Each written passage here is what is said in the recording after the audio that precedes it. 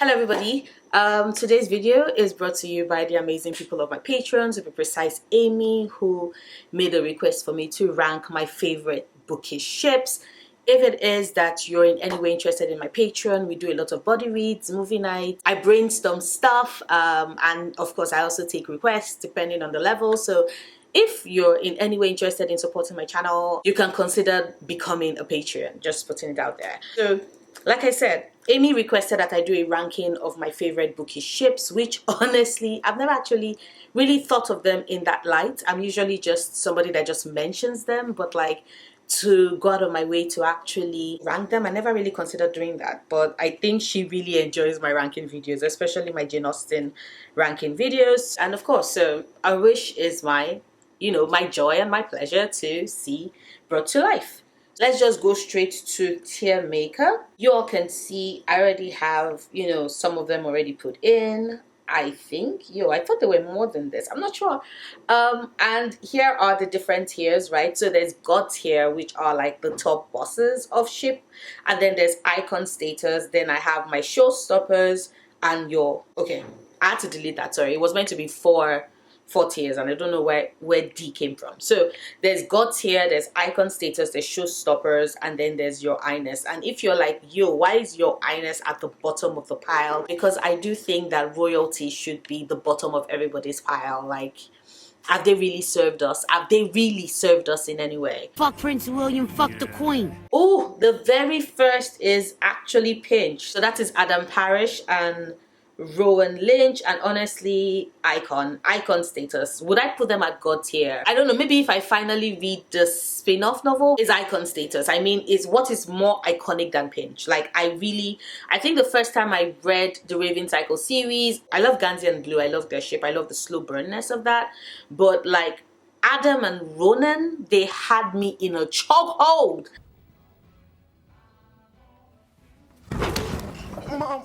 And I think the next ship is Henry and Alex of Red, White and Royal Blue. And honestly, I enjoyed them. I think they were fun, but I also do think that they kind of represent both the American presidency and British royalty. And these are two people with power that do not often serve the masses. And even though it was set to a great love story, and I think their interactions are cute, I do think that like there are others that I enjoyed more. That I would rank them higher than them, because like there's also this it needs to be memorable, right? They need to haunt me, and as much as I did like Alex and Henry, they did not haunt me, right? Haunting me. Wait, why am I singing the wrong song? Why you haunting me? That was the song I wanted to remember. No hurry, I get it together. So next up is honestly, Anne and Gilbert are icon status. They started that does he really hate you or does he love you? And all of that is just a desperate screaming for your attention in books, like they set the standard. So definitely icons. I have loved their love story for over 2.5 decades since the first time I read Anne of Green Gables. So definitely, honestly, Carden and Jude are God tier. God tier. Like, I'm sorry. I'm sorry, but see, here is the thing. Like, he knows she just wants to stab, and manipulate her way to the throne. And it's like, I see that. I respect that, and I love that about you. I love that about you, my queen. I'm like, Carden Greenbrier, like, he has poetry, he understands Jude, he wants her to stab as many things as she possibly wants. Clearly, my guy is in love. My guy is in love, and you're in love. He's in love, and like, God here.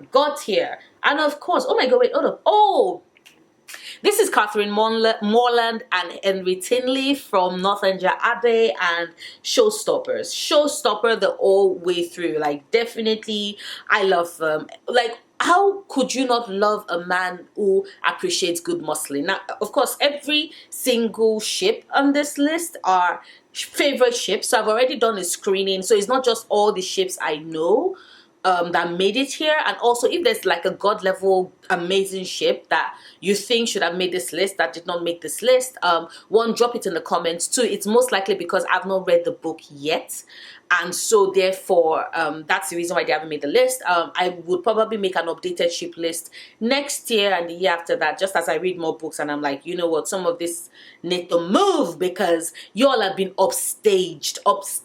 But yes, so Catherine and Henry got here.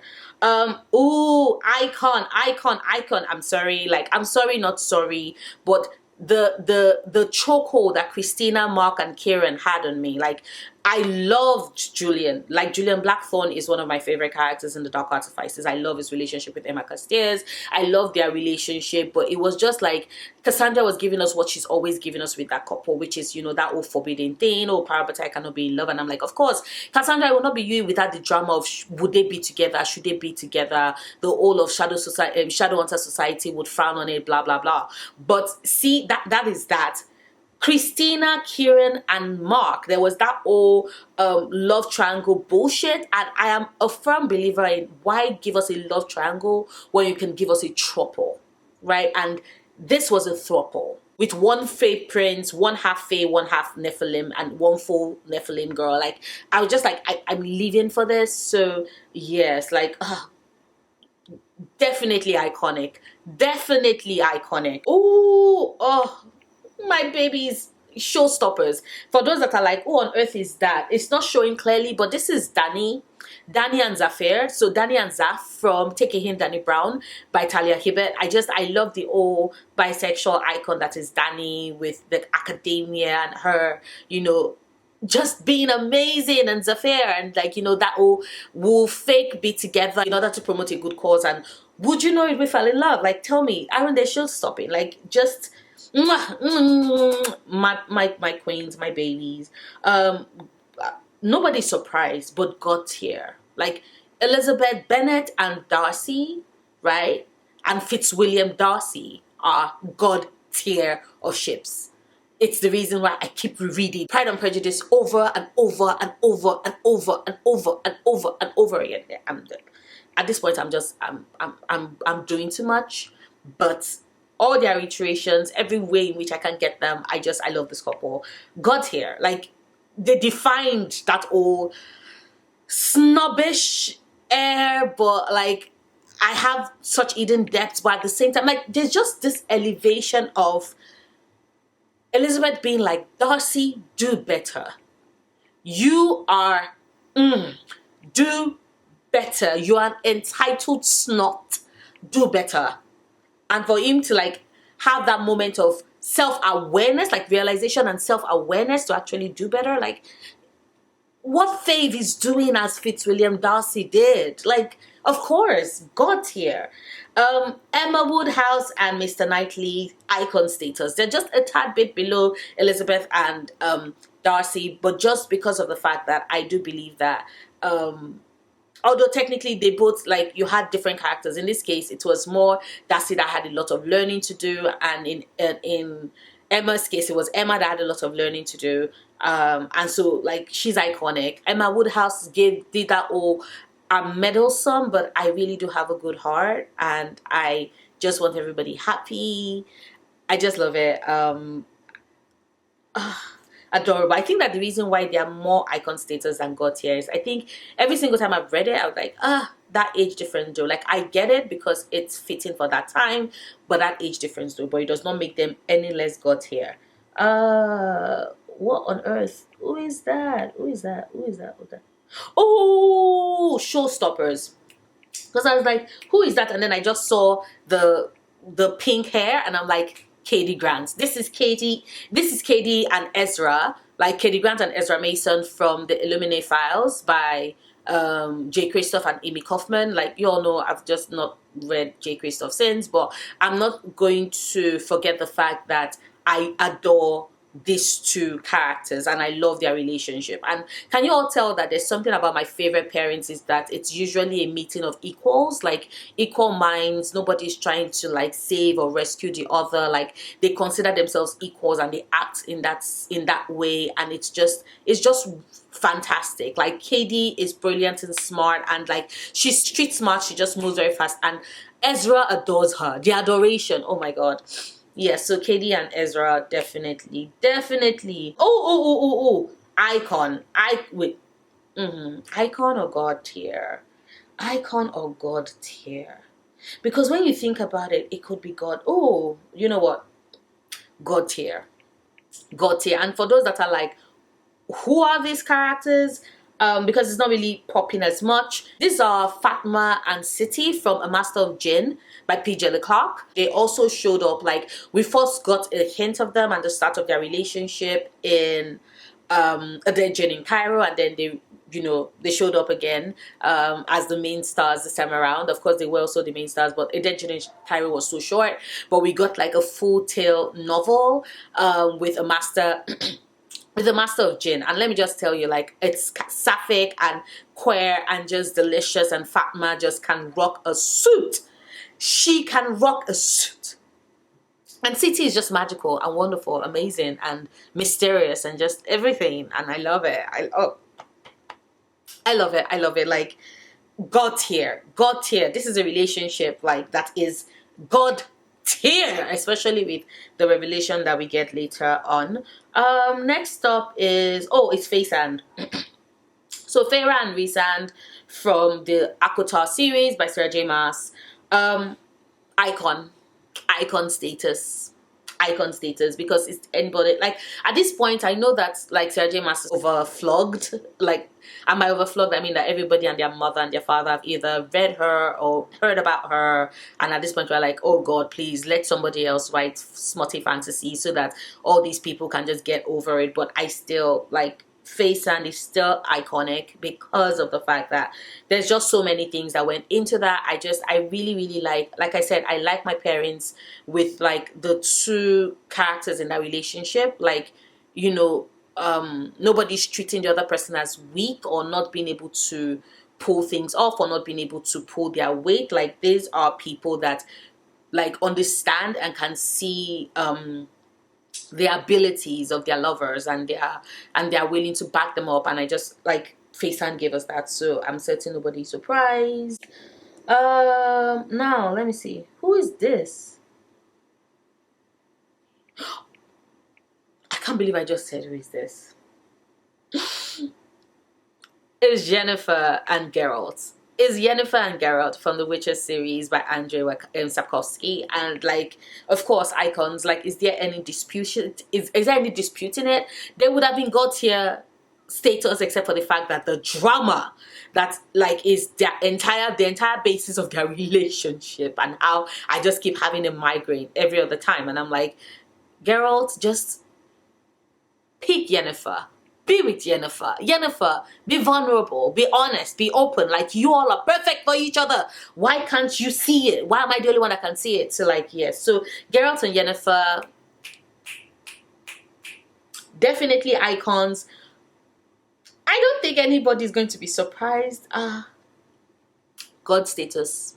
Julian, this is Hua Cheng and Zillion from the Tiangu Sifu, that's Heaven's Official Blessing by Mozi and Tongsu, and they're like one of my favorite couples. Like, there's just something about one of them waits 800 years for his lover to return. Like, and they were not even lovers at that point. Like, 800 years for his soulmate to return, and then when he returns, gives him everything: money, power, position. I will go to the ends of the earth for you and with you because I adore you. Like, this is beside the fact that they are gods, because they are gods, but like, of course, gods would give us god level romance, which is why they are god tier relationship, like god tier shipping goals, god tier, like, gods, oh my god, icon, the icons that is Jesper Fahey and Wyland Van Dyck from the Six of Crows duology. Like, is anybody surprised?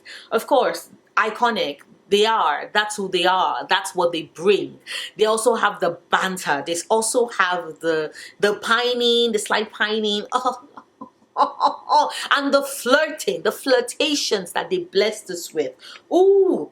Next up is Dinoru. That's Dinoru is Carolina Dean and Nico Minoru, and honestly, icons like aliens, witch come together, fall in love, and like the reason why I'm so happy is because for the longest time the comic was all like, oh my god, Carolina confessed to Nico and she doesn't want her, and like there was heartbreak, and I was like, you're not going to make my sapphic dreams come true. Why would you do this to me?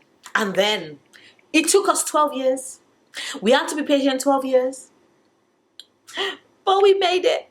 We made it. We made it. Like other stories have characters waiting for their beloved. We had to wait for our ship to be a thing. And it is. And it is. It's why it's iconic. It's also why it's not God tier, because like they should have given us this 13 years prior. Brian K. Vaughan, why? But like, anyway, sorry, I get distracted. Honestly, this is Carol and Akiva, and although I love them as a pairing, I'm going to have to put them in Your Highness, because of the fact that Carol is one of my favorite characters. I love her. I love her with her blue hair and her tattoos and her big heart. I love her in all her forms, right? I was just about to spoil things because I hope, like, I'm trying to make this video spoiler free so you all can still check it out. But I love her, and I just think that what Akiva did, I do think that Akiva made choices in this that really offended me and pissed me off. And I know Carol forgave him, and I know she made him work for it, but I honestly do believe that he did not suffer enough in my book, because his suffering would have been for her to just turn him the fuck down, because how dare he. But yes, so Carol and Akiva, although I love them, they are still Your Highness. They are bottom of the barrel, like bottom of this list for me. Still speaking on icons, Kaz Brecker and Inej Gaffer, also from Six of Crows duology. It's touch her verse. She has trauma, and yet they find a way to make a relationship that where they cannot touch, they cannot kiss, and yet like your heart bleeds for them. Your heart, like, you feel all that, you feel all of it. Like,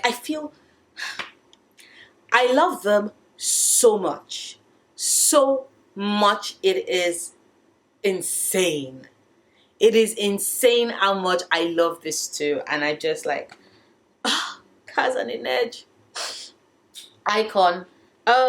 Also iconic status is Laya and Elias from An Ember in the Ashes by Sabata Hair. Like, I'm just like, you know, when you have two people, one of whom was born in a society that basically has her enslaved, and one who should have had it all but has a heart and is like, do you know what, this is garbage, we should not be doing this, this is not right, and the two of them go on the run. Like, even before they went on the run, there was already that friction and that connection and that chemistry, and then together they will go to the ends for each other. Like, Liars and Elias, icon status, fitting of an iconic book. And honestly, next up, showstopper, is the Coetzee and Fab from Once Ghosted Twice Shy by Alyssa Cole. I had to put just the album cover, of the book cover, because unfortunately I don't know why nobody makes fan art of like my favorite ships, because this is a great ship. People do not understand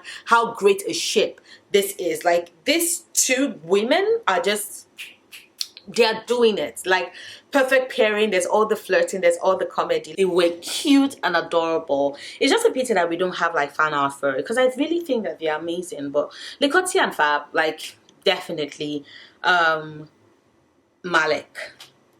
Malek is God tier. Nobody, like, if you know me, if you know anything about me, you will not be surprised at this. I discovered like Magnus Bane was a core part of my discovering my identity as a queer person, and just not discovering it but living with that and loving that, and like living, like enjoying life and being like that diving headlong into love and family and friendship and companionship, and just Malek just gives us a lot of that. Malek gives us a lot of that, but like it's two separate characters that are so strong in their own individual story, with Magnus being who he is and Alec Lightwood being who he is, and them coming together. Like every single time I see them, I lose my shit. And I love like them in every adaptation. I lose it completely, and I love them in every adaptation. But like Malik is god tier, god level status. Say what you will about them. Say what you will about them, but Mia Kover and Aisling, Mia and Aisling are icons. I'm pissed. I'm like, I know a lot of people were like, oh my god, they don't like Aisling, but I'm just like, assassin girlfriends who are killing through the empire, who would, like, Aisling would murder. Like, sure, a lot of people cannot get over the betrayal, that's why they don't like Aisling, but I do believe that Aisling more than, like, showed her repentance and her guilt about those decisions, and, like, you know, tried to redeem herself with regards to that. Also, she did lose somebody close to her, I'm just putting it out there, but like, I just can't get over the fact that she would murder everybody if Mia only asked. She would murder everybody if Mia only asked her. Like, not like Mia can do it, but that much, like two of them just cutting a swath through the Republic. Love it, love it. Rowan, that's Rowan and Aileen. Rowan Whitethorn and Aileen Ashriver Galanthinius. I got here. Like, I know, I personally believe that the pairing of Rowan and Aileen are a stronger pairing than Feyre and Rhysand. Like, stronger. And once again, like I said, I really do appreciate it when you have characters who, like, you know, appreciate the strength of their lovers and are very supportive and are always pushing for them, you know, and all of that, and like cheering them on. And Rowan, like, Rhysand does that, but Rowan is like, there is nothing ugly about you, Aileen. Like, nothing ugly about you. You are not a monster. There is nothing you can do that would make me think that you are a monster, because ultimately everything you do is for the sake of your friends and those you love, and that is okay. And I'm just like, Rowan and Aileen got here. Next up is Shazad and Khalid, and honestly, icons. I finally got around to reading Wrath on the Dawn and Rose and Dagger, and I'm just like, the way Khalid trusts, like, believes, like, actively believes in Shazad being able to save herself. The fact that it's like, oh, I'm not going to storm your castle to rescue my queen because she does not need to be rescued. I was like, preach. Speak it. Like, ooh. I do think that their start was trash though, which is why it's not in God tier. Because, like, I do think that the start of their relationship, you know, with that scene, I do know that, like, stuff happens when it's like an arranged marriage and you have to consummate the wedding or the marriage only to find out that you didn't even need to in the first place. Like, one was curious and the other one was unaware, and like, what the fuck. Yeah, which kind of like, ugh. You know, now I'm thinking about it, I'm just that I'm going to drop you to Showstopper. I love them both, but like, that starts just like, we could have had it all if Rene Adji had just not had that start, like, not started them off like that. But other than that, it's still good. Next off is Wei Wuxian and Langwanji Wang Xian from Moda Ozushi by MXTX, and of course Gautier, because Wei Wuxian and Langwanji are just power couple. Like,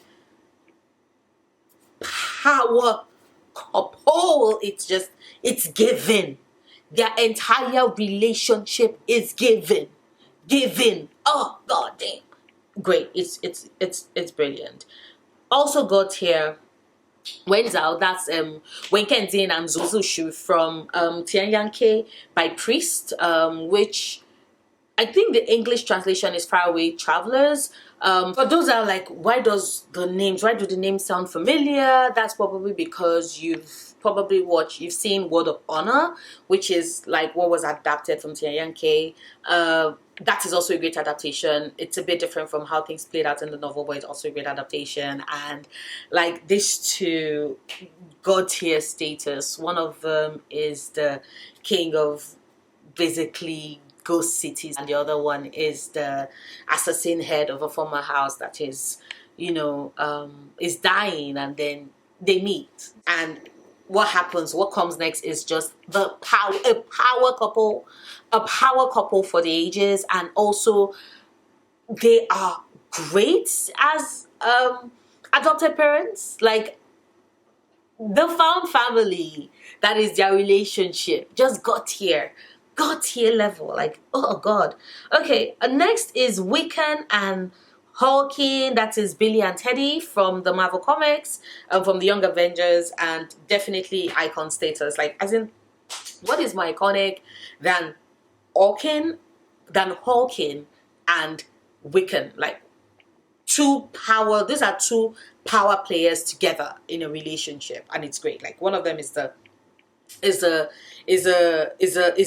to the Skrull and Skree Empire. The other one is the son, the offspring of the Scarlet Witch, with even like such immense power. You have these two come together, like it's just phenomenal, fantastic. Also, like they're married, they're happy together, icons we love. And finally, last on this list is Yadriel and Julian, and my babies are iconic. I love them. I want to read Cemetery Boys again just because I miss this two so much. I think that Ivan Thomas is writing a second book, because when I went on Goodreads, I saw that Cemetery Boys is now showing as #1, and that there's another book slated in that universe that is coming out in, I think, 2024. And your girl is ready, because I know Ivan Thomas is about to feed us well. But yes, Yadriel and Julian are just icons. Oh my god. I just wow. But yeah, that is my ranking. This is a long video. But Amy, you requested it. I hope you had fun. I hope you enjoyed this. But yes, everybody, let me know if like I said, there are so many like books I've still not read, so many couples I've still not discovered, and I know because I've seen like people talking about them, I know that they are great, and I cannot wait to discover them so that I can make an updated ranking list next year. But drop in the comments who are your favorite like bookish ships. Just drop them all in the comments. I want to know. And if you made it this far in the video, also drop, say, a green colored heart. Yes, green colored heart. Just drop it in the comments. And I'm gonna see you next week. Not next time. I'm gonna see you next week with a new video. And if you're not yet subscribed, don't forget to hit that subscribe button. Like I said, see you next week.